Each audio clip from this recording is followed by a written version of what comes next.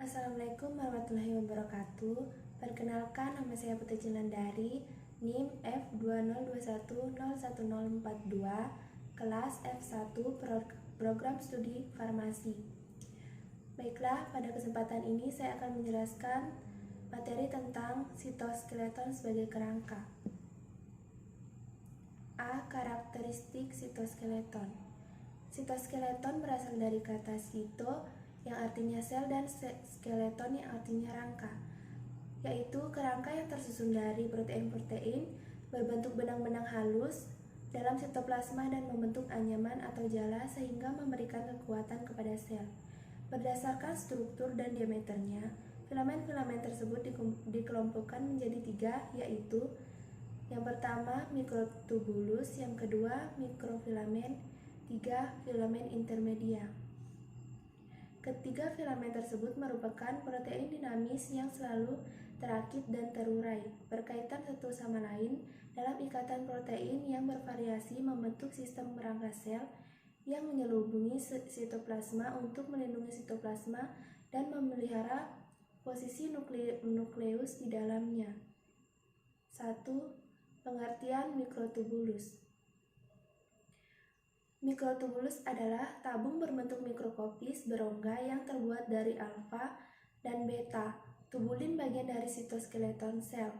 Mikrotubulus merupakan struktur seluler berbentuk silinder yang memiliki fungsi mendasar berkaitan dengan metabolis sel, dukungan dan pembelahan sel yang berada dalam sel eukariotik.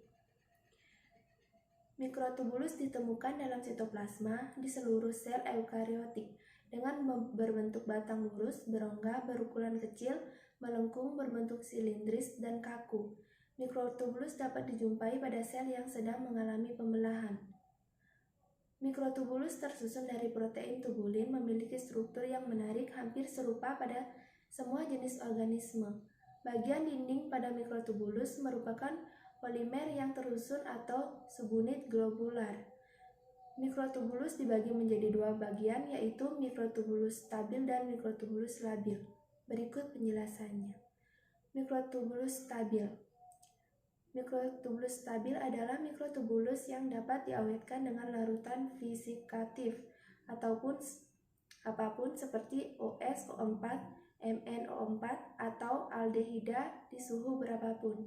Contoh mikrotubulus stabil yaitu pembentukan silia dan flagella. Mikrotubulus labil. Mikrotubulus labil adalah mikrotubulus yang diawetkan dengan larutan fisikatif aldehida di suhu sekitar 40 derajat Celcius. Contohnya mikrotubulus labil yaitu mikrotubulus pembentuk delondom pembelahan. Sifat labil mikrotubulus ini berfungsi untuk menerangkan arah pembuahannya. 2. Pengertian mikrofilamen. Organel ini biasa disebut dengan mikrofilamen karena memiliki ukuran yang memang kecil dengan memiliki diameter 5 hingga 7 nm. Filamen ini terdiri dari untaian protein globular aktin yang telah dikenal sebagai protein kontraktil dalam sel-sel. Filamen aktin memiliki fungsi dalam jenis sel yang bukan termasuk sel otot, yaitu membentuk kerangka sel dengan susunan bersilang dan terlibat di dalam sistem kontraktil bersama dengan miosin sehingga bertanggung jawab terhadap gerakan sel atau bagian dari sel.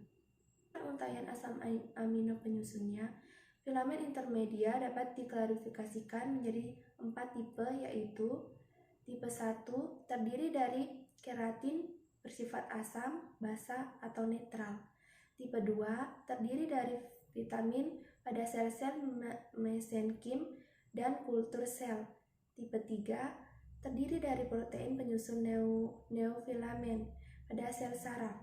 Tipe 4 terdiri dari protein lamina nukleus. B. Aktivitas obat anti kanker dengan inhibisi terhadap mikrotubulus.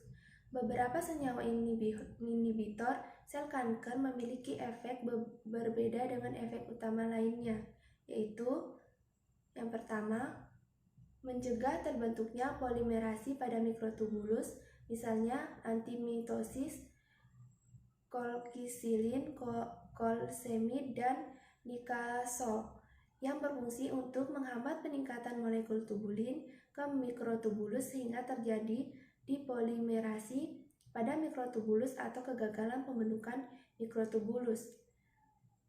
2. Memacu pembentukan kelompok partisilin di tubulin yang menyebabkan pecahnya ikatan antar tubulin sehingga terjadi depolimerasi mikrotubulus, misalnya vincistin dan vinblastin. 3. Menstabilkan mikrotubulus sehingga sulit terurai dan menyebabkan kromosom tetap terletak di bidang ekuator pembelahan, sehingga meiosis gagal terjadi dan berbentuk sel dengan inti ganda, misalnya taksol. Berdasarkan lokasi pengikatan bahan pada mikrotubulus, yaitu bahan pada lokasi pengikat kolkisin, dapat diklarifikasikan menjadi 4, yaitu yang pertama, bahan pada lokasi pengikat kolkisin atau kolkisin dinding site. 2. Bahan pada lokasi pengikatan alkaloid vinca atau vinca alkaloid binding site. 3. Bahan pada lokasi pengikatan taksin, yaitu taksin binding site. Yang keempat, bahan pada lokasi pengikatan lainnya. Baiklah, itulah tadi materi yang dapat saya bawakan. Kurang dan lebihnya mohon dimaafkan. Saya akhiri dengan ucapan Assalamualaikum warahmatullahi wabarakatuh.